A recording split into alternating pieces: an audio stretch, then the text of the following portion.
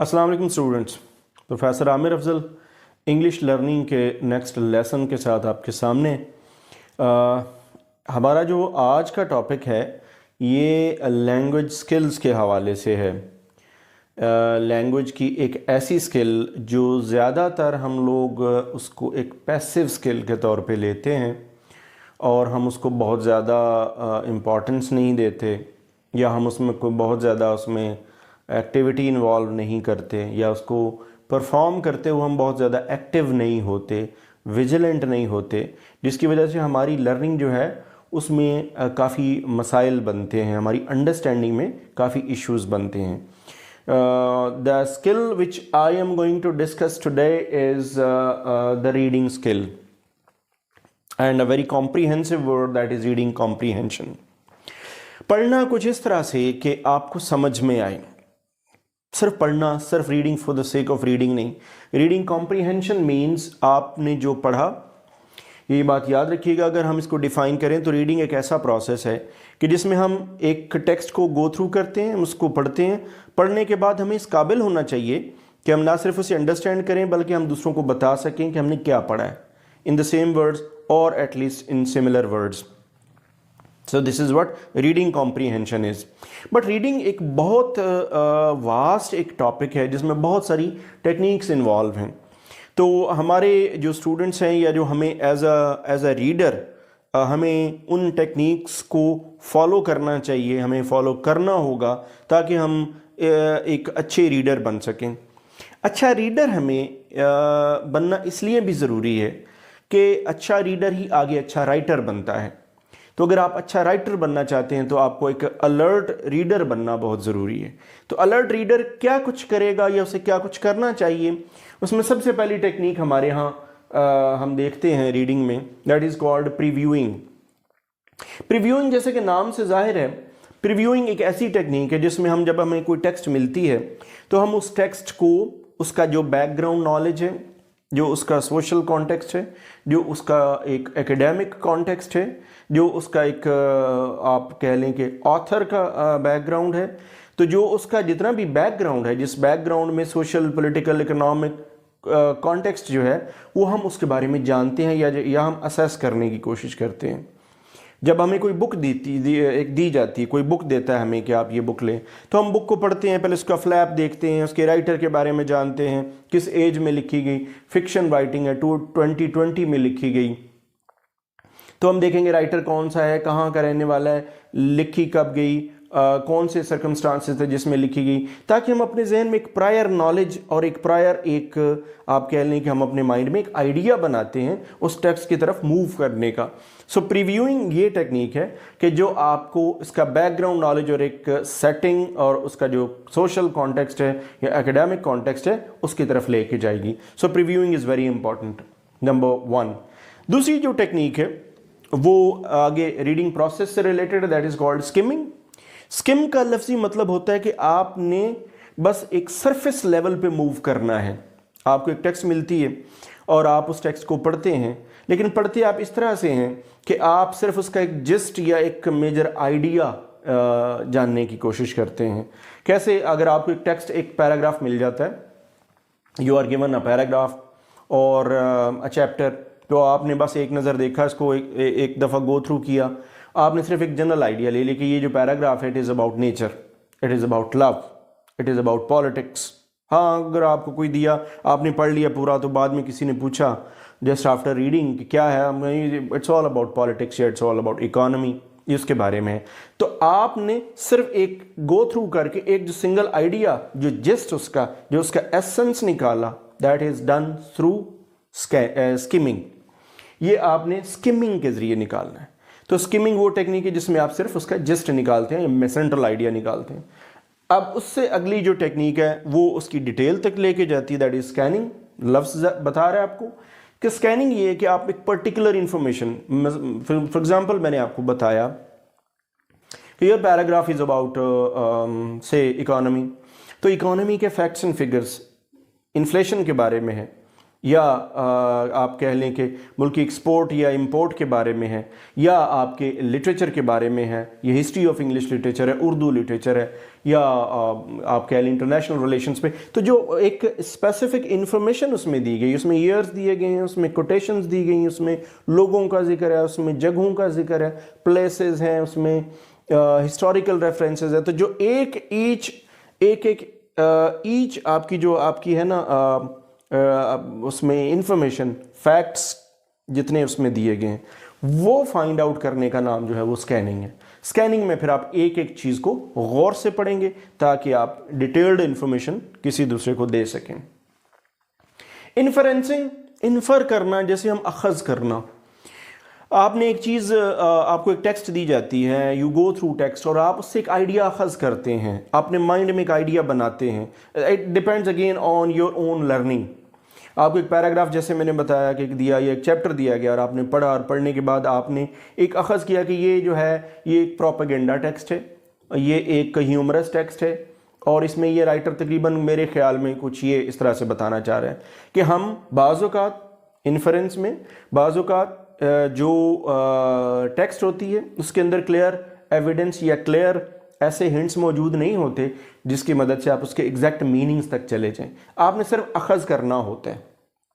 जैसे हम मोस्टली दूसरों की बातें सुनते हैं, 10 मिनट, 15 मिनट, 20 मिनट, 1 घंटा बैठते हैं, बैठने के बाद आप एक आइडिया अपने माइंड में बनाते हैं, एक ओवरऑल एक इम्प्रेशन बनाते हैं। तो ये ओवरऑल इम्प्रेशन जो आप बनाते हैं, एक्सट्रैक्ट करते हैं, ये इन्फरेंसिंग है। That is sequencing. Sequencing again ये इसी सिलसिले की एक आगे नेक्स्ट कड़ी है, दैट इज सीक्वेंसिंग। सीक्वेंस यानी आपने जो पहले पढ़ा उसी को आप अगला सीक्वेंस है, उसका अगली कड़ी है, अगला जो उसका लॉजिकल सीक्वेंस है या जो लॉजिकल कनेक्शन है, जो लॉजिकल कनेक्शन आप आगे बना रहे हैं। मिसाल के तौर पे अगर आपको ये एक आज की डेवलपमेंट कोविड के बारे में बताया जा रहा है, तो कोविड के आपने कोविड से पहले वाले हालात और उसके जो वैक्सीनेशन का जो एक प्रोसेस है उसकी प्रिपरेशन का, या आगे ऑनगोइंग प्रोसेस है, तो आपने उस एक पैराग्राफ के अंदर एक जो सीक्वेंसिंग ढूंढनी है या सीक्वेंसिंग अपने माइंड में बनानी है। आपने पढ़ने के बाद समझ लेना है कि अगला हिस्सा इसका कुछ इस तरह से हो सकता है, यानी आप एक लॉजिकल एक कोहेरेंस उसके अंदर ढूंढते हैं। नेक्स्ट इज कॉन्टेक्स्ट और कंटेक्चुअलाइज वोकेबुलरी, जो बहुत इंपॉर्टेंट है।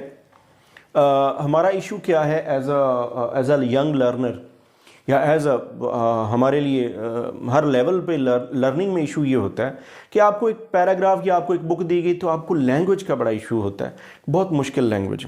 एक पैराग्राफ फॉर एग्जांपल हमारे यहाँ स्टूडेंट्स रीडिंग कॉम्प्रीहेंशन करते हैं जिसमें क्वेश्चंस के आंसर्स देने होते हैं या प्रेसी करनी होती है, तो कहते हैं जी कि एक बड़ा मसला होता है कि पैराग्राफ तो आ गया, पढ़ भी लिया, लेकिन उसमें लफ्ज़ बहुत मुश्किल है, तो वोकैबुलरी डिफ़िकल्ट है। तो आप उसका इलाज ये कर सकते हैं कि आप जो वर्ड्स हैं उसके मीनिंग्स उस गिवन कॉन्टेक्स्ट में देखिए। ज़ाहिर बात है एक वर्ड है तो उस एक कॉन्टेक्स्ट में किसी न किसी कॉन्टेक्स्ट में यूज़ हो रहा है, वो चाहे तो सोशोलॉजिकल उसका कॉन्टेक्स्ट है, चाहे पॉलिटिकल है, चाहे उसका आप रिलीजियस है, तो जिस कॉन्टेक्स्ट में वो वर्ड यूज़ हो रहा है। यानी हम अक्सर देखते हैं अकेला लफ्ज़ कोई मानी नहीं देता, जब एक पूरी लाइन में लगा होता तो हम उसका एक कॉन्टेक्स्ट देख के तो हम उसका मीनिंग अखज़ करते हैं। तो कॉन्टेक्स्ट में वैसे भी मीनिंग्स जो हैं वो अपनी आइसोलेशन में कोई वर्ड्स जो होते हैं वो कोई मीनिंग्स नहीं देते, लफ्ज़ हमेशा अपने कॉन्टेक्स्ट में मीनिंग्स देते हैं, तो वो कॉन्टेक्चुअलाइज वोकैबुलरी है। कॉन्टेक्चुअलाइज वोकैबुलरी से अपने माइंड में इसके मीनिंग्स को क्लियर कर सकते हैं। समराइजिंग, समराइजिंग एक बड़ी अच्छी एक्टिविटी इन अ सेंस है कि आप पढ़ते जाते हैं और आप एक वक्त आता है कि जब आपके पास एक इनफ इंफॉर्मेशन आती है तो आप उसको समराइज भी करते हैं। जितना ज़रूरी चीज़ें आपने पढ़ना और इकट्ठा करना और कलेक्ट करना और उनको एनालाइज करना है, उतना ही ज़रूरी समराइज़ करना भी है।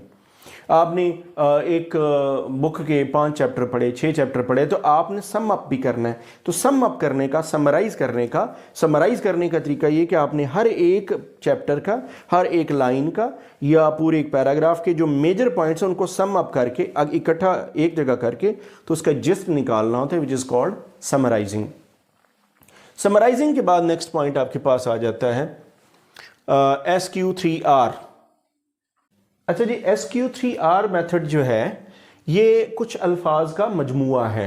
जैसे आप देख रहे हैं सर्वे, S stands for survey, Q stands for question, और आगे 3 R's हैं, 3 R से बनता है रीड, रिसाइट एंड रिव्यू। ये एक पूरा मेथड है।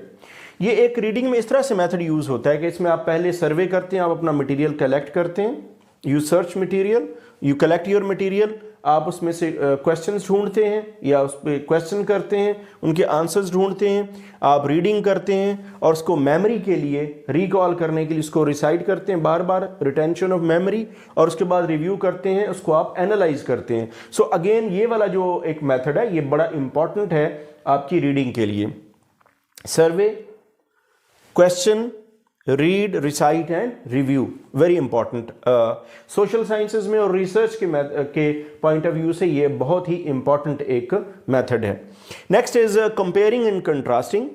नाम से जाहिर है इसमें आप जब आपको कोई इंफॉर्मेशन मिलती है तो आप उसको उसके सिमिलर पॉइंट्स और उसके जो डिफरेंट पॉइंट्स उनको कंपेयर एंड कंट्रास्ट करते हैं।